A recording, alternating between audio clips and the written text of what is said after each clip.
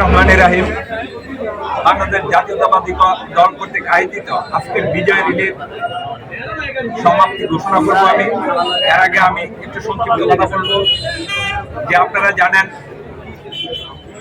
গত 5ই আগস্ট আমরা নতুন একটা বাংলাদেশ পেয়েছি এবং এই বাংলাদেশ পেতে যে আমাদের 2000-এর অধিক ছাত্র জনতা এবং ছাত্রী সহ অসংখ্য লোক এই নির্মমভাবে বিনা চিকিৎসায় গুলিতে মৃত্যুবরণ করে। আজকের এই দিনে আমরা শুধু বিজয় মিছিল না, আমরা তাদের জন্য দোয়া করব, তাদেরকে স্মরণ করব।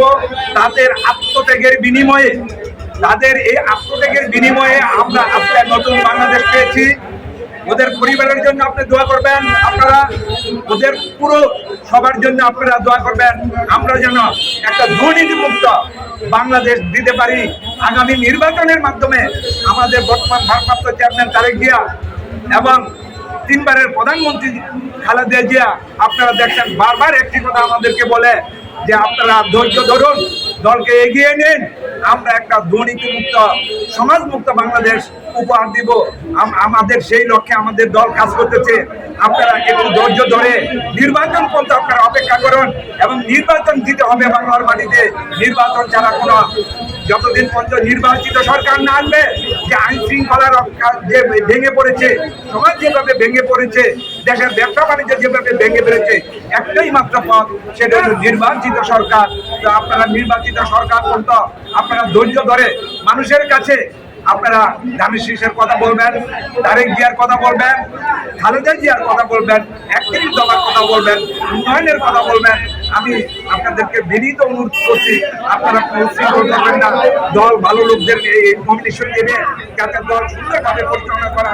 আমরা ওই দিনের অপেক্ষা আছি যে যতদিন পর্যন্ত নির্বাচন না হবে ততদিন পর্যন্ত আমরা মাঠ ছাড়বো না। মাঠে আমরা সবসময় উপস্থিত থাকবো। এই বৃষ্টি উপেক্ষা করে